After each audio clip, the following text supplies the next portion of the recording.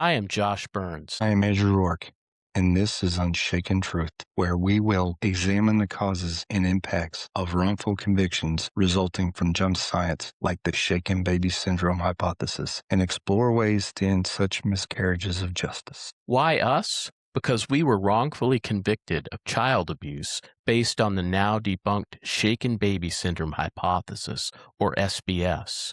We both spent years pursuing justice before finally being exonerated in 2024. In both of our cases, doctors ignored underlying medical causes for the children's condition and rushed to judgment based on flawed pseudoscience that has now led to countless wrongful convictions and shattered families' lives. By digging into causes of junk science, wrongful convictions, and educating people about the problem, we can help make the criminal justice system accountable for the misuse of flawed evidence to put innocent people behind bars. Around the same time we were exonerated in 2024, we learned about Robert Roberson, who was then facing imminent execution in Texas in a shaken baby syndrome case, despite a mountain of evidence proving that he, too, was an innocent man. Robert's case horrified me. The idea that someone could be executed in a situation where there was actually no crime based on the exact same junk science of shaken baby that led to my wrongful conviction really shook me. His case is so similar to mine, except even worse. His daughter died. I sat there and I realized that had the child in my case died, I would be sitting right next to Robert on death row. In our first season, Unshaken Truth will highlight Robert's case and feature guests who have been involved in the ongoing work to save his life. We want you to have a little background on Robert and his case before we take you to the episode. Robert is a person with autism spectrum disorder, but he was diagnosed only after his wrongful conviction. Robert was convicted and sentenced to death after his toddler daughter, Nikki, who had been chronically ill her whole life, died in 2002. There are lots of medical records that show what really caused Nikki's death. She was suffering from severe viral and bacterial pneumonia that had progressed to sepsis and a bleeding disorder. Nikki's respiratory symptoms were made worse by dangerous medications that should have never been prescribed to someone her age or in her condition. None of this was considered in Robert's case. Instead, hospital staff and law enforcement rushed to judgment, and he was convicted and sentenced to death based on the junk science shaken baby syndrome theory. Parallels between Robert's case and mine are striking. Robert's execution was stayed in October of 2025 to allow an investigation of whether those similarities warrant relief in his case, just as I was finally exonerated. The court will be considering that question soon, but we want to dig into these issues from our perspective and explore the unshaken truth about junk science wrongful convictions.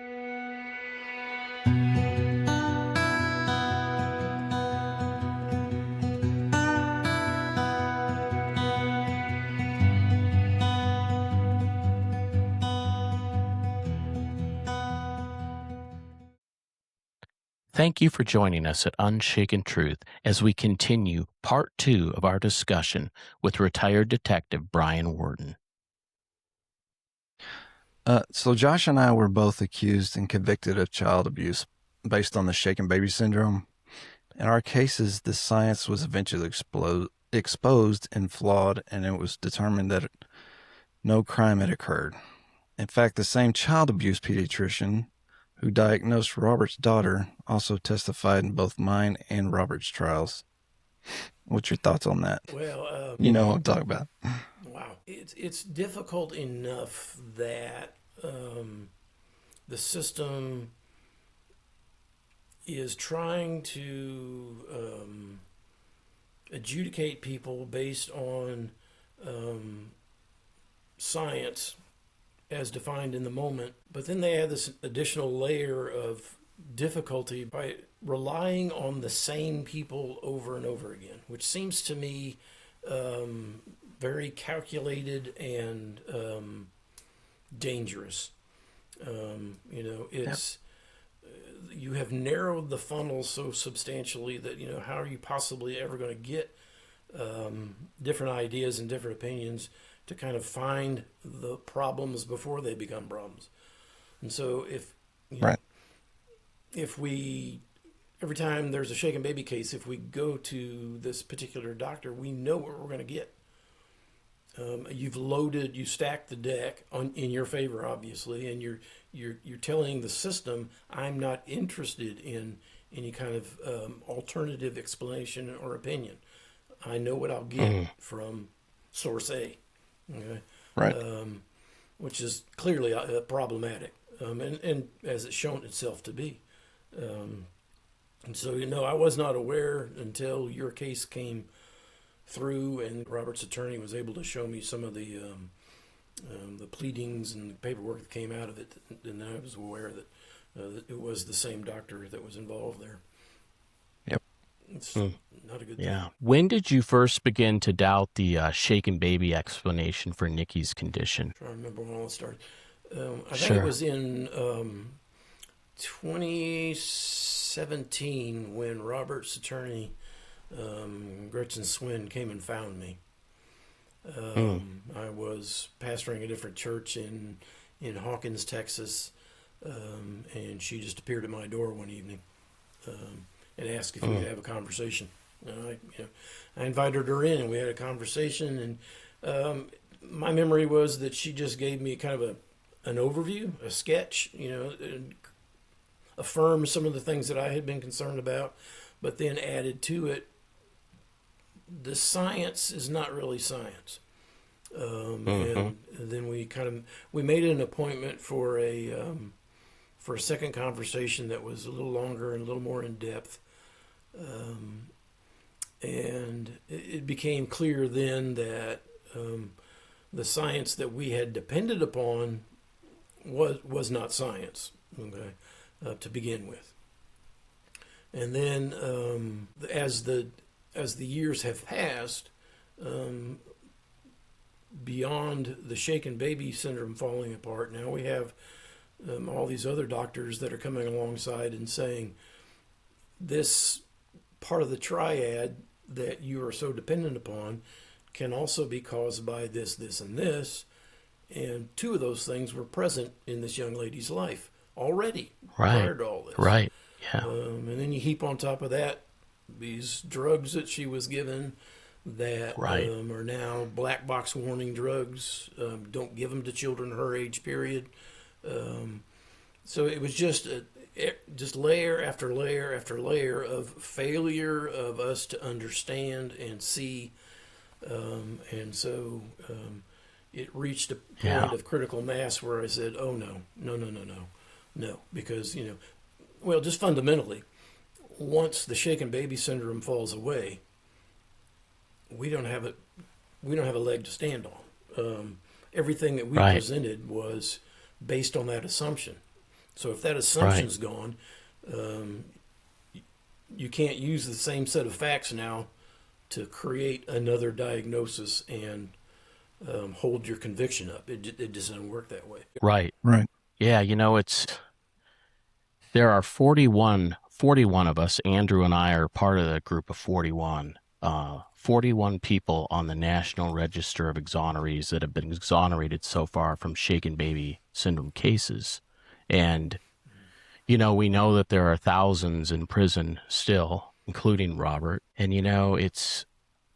we see that real science is in hot pursuit of the junk science. And there's this subspecialty, the child abuse pediatrician, where in my case anyways, it was tunnel vision of she has retinal hemorrhages and subdural hematomas. This is all it could be.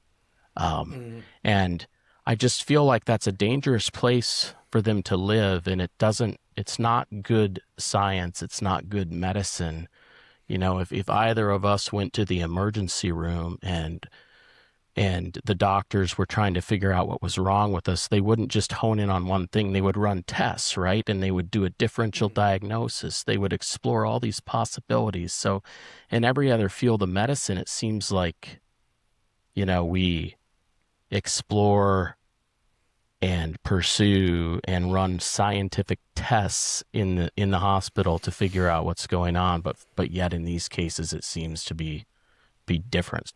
So I wanted to get your opinion. Josh and I are here today talking to you as free men that were convicted of shaken baby syndrome, the same thing Robert is sitting on death row for right now. So what do you think about that? There is so much disparity in the system. Who gets charged, how they get charged. Robert is the only one in the all of the United States that sits on death row for shaken baby syndrome. Right. You know, if he'd been sent to trial and convicted anywhere else in the United States, he probably wouldn't have this problem. Just, you know, where he was at the time. So geography plays into it, which is incredibly frustrating. You know, it was that open secret when I started policing that, you know, district attorneys needed death penalty cases to get reelected. So that was always part of the conversation. I think for me, though, maybe, I don't know. What is science, and when should it be accepted by the courts as science? That's a question that needs to be answered. And so, you know, there's a lot of things that. But aren't we always told that science is changing, right? Well, exactly. Yeah, it's always changing. You know, and so, science changes, the world changes, everything changes. Right. But we like simple answers, and we're not comfortable with change, and so we resist it. And that's part of what we're seeing here in Robert's case. Is you know, if maybe part of it is if we admit that we were wrong about Robert, then the floodgates open. What else? You know, based on that science or some other science. It's got to be lingering in the backs of some people's minds. And so I think that's kind of tells us where we need to go in the system to make corrections, you know. Right. How do we define science in the courtroom? How do we define science? And then who is qualified to speak as a scientist? Right. You know, just any pediatrician? Well, theoretically, any pediatrician knows more about children's health than anybody else in the courtroom. So, by current definition, that's an expert, which is really kind of scary when you think about it. So maybe it's time that we created a system where people who testify as experts have to in some way qualify to do that. And I don't know what that would look like, but, you know, as a police officer, and I would imagine as a pilot, there are standards that you have to meet regularly to qualify. And then there is mandatory continuing education kind of stuff. And so if we certify you as a court expert this year based on this, then you have to be able to come back to us next year and show us that you still have at least this, and then what else have you done to keep yourself abreast? I don't know what the answer is. It won't be easy, so that's right. That's its first problem. Right. The system doesn't like hard, you know. In these cases, child abuse pediatricians often make statements like this. They'll say, I only present my findings to law enforcement and child protective services in the courts, and I'm not responsible for what law enforcement and courts decide to do with my findings. So in light of what you know now, how do you respond to a statement like that? What do you think about that kind of a statement? Well, it's particularly in the case of like Shaken Baby, and maybe only in Shaken Baby, that's pretty disingenuous, because only a doctor can make that diagnosis. And then once you have it, what is anybody else to do with it? You're saying that's it. Okay. And in Robert's case, you said it, the expert said it, and then the medical examiner affirmed it. Right. You know, that's kind of a period at the end of the sentence. You know, there's not much more we can do with that. You know, it's a whole lot different than you simply saying to us that the child died of a blunt force trauma. Okay. Now I've got to go out and say, okay, where did that come from? Who did it? There's a whole lot of questions that unfold from that. And yes, then I'm involved in that too. But in the case of Shaken Baby, that's all that goes away, because there is nothing for me to kind of do beyond that. As we saw in Robert's case. And I'm sure it's probably kind of what happened in your cases too, that once that diagnosis was made, all the investigator had to do was put you two in the same room and nobody else, and we're done. Definitely. And in the case of the jury, in Robert's case, the jury can only work with what you give them, and if you don't give them the whole truth, again, they're going to make a decision, as we saw in Robert's case, based on bad information. Some of that was intentional, I think, and some of it was just our lack of understanding. And the outcome is.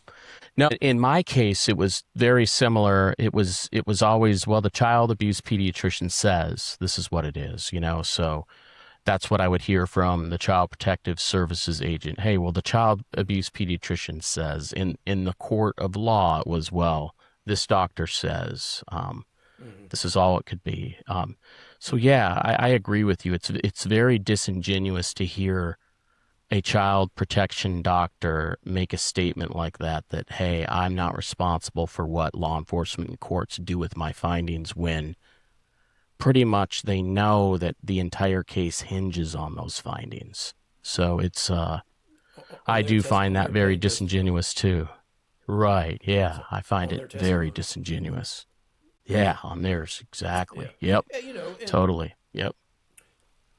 Just give us a hint that there's something else going on. I don't know if you saw the Lester Holt piece where he talked to the emergency room nurse. Who told him, she told him when Nikki first came into the emergency room physician was the same physician that had seen her, I think it was the day before. And so when he saw her this time, his first question to the nurse was, what did I miss? Yeah, I remember hearing that. Not what's happening now, but what did I miss? I don't remember him ever saying anything about that to me, and I don't remember hearing that from any of our investigators. But had we heard that, then we could have said, well, what are you talking about? Right. What do you mean, what did you miss? And that might have then led us to some of that background medical stuff, but we didn't hear that. What we heard was it's abuse and it's him. Right. Because he's the only one in the room. Yeah. And I'm not going to dump it all off on the doctors, because we were there. We could have asked more questions if we'd been smart enough to do it. I don't know. Again though, but at some point, again, that's the complicated intersection that we want to talk about on this podcast. Is you're a law enforcement officer, you're trained in, criminal justice, solving crimes in certain levels of science, but not medical science. We all look to subject matter experts to educate us in areas where we need help. For law enforcement, it's to solve crimes. For that, so what's fascinating is, Andrew and I have met so many exonerees at these conferences. We met last year at the Innocence Network conference in Seattle, and we talked to all these men who were exonerated because DNA cleared them. They just got the wrong guy, right? But in our cases, and in, Robert's case, no crime occurred. It's not you got the wrong guy. It's we made a rush to judgment, and the child was gravely ill, and we needed somebody to blame and somebody to be mad at. That's how it feels in these cases. Oh, yeah. Yeah, so things get very emotional really quick, and it's understandable when a child is when you see when my daughter fell ill. I was just talking to someone yesterday about the ambulance ride. I was in the back of the ambulance with her, and I still have nightmares about seeing her that way. It was horrific to see my daughter fighting for her life at 2 months old, Yeah. So yeah, it's a very emotional thing, and it's such a hard thing in a court of law when you're accused of harming a child. It's such a heavy. It feels like the burden is, the burden of proof is flipped. It's not the state that has to prove beyond a reasonable doubt. It feels like the person on trial has to prove their innocence instead, and it's something that's really tough in these cases. And like in Robert's case and so many other cases we've heard about, the prosecutor will ring a bell, and you can't unring a bell, right? They'll make accusations, or they'll say things that get put into the record that end up getting struck. And I read through all of Robert's trial transcripts, so I saw this, and how they would ring a bell, and they even still do it. Sometimes someone will mention something that's been completely refuted in the court of law on Robert's case, but they're just ringing that bell once again, and it's just so unfair and unjust when we see that in these cases. So in your opinion, what do you think needs to happen to prevent what happened to Robert and what happened to us from happening to someone else? How do we change this? Oh, man, I don't know. I think for me, and I can just speak from Robert's case, we really have to get honest about our system, and that it is loaded with bias and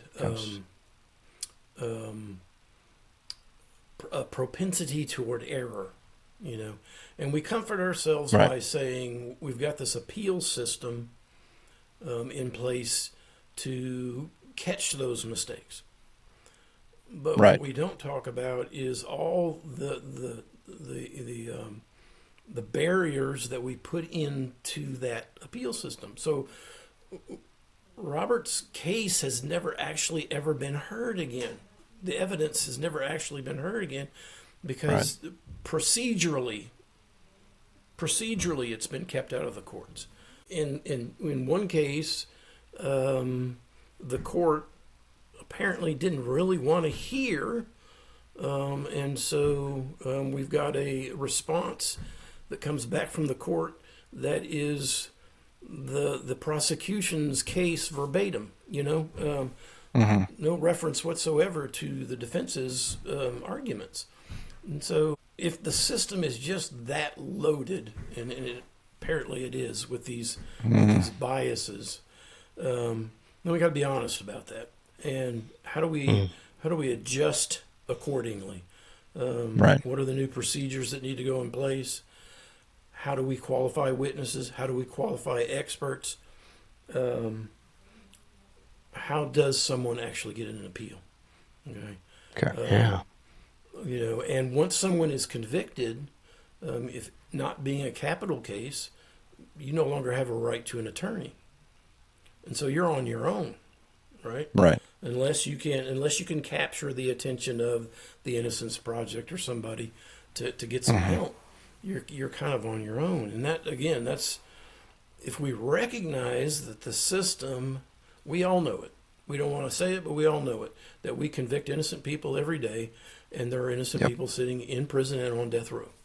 But we don't want to provide any kind of legal defense for those folks. If you can figure it out for yourself, fine, but otherwise you're you're just out of luck.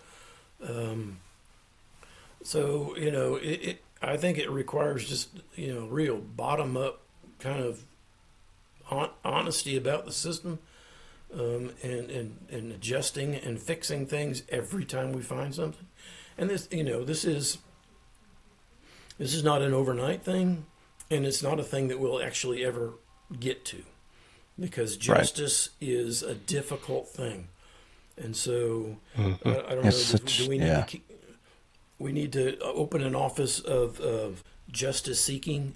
That's their role in government, is to continually look at the system and say, okay, we need a tweak here and we need a tweak here because this is happening and this is happening, and and nobody's going to want to do that again, because that's difficult work. It's probably not inexpensive work, and we'd rather buy detention facilities than we would fix problems. So I don't, Build there another are no jail. easy answers here. Totally. But, Yeah.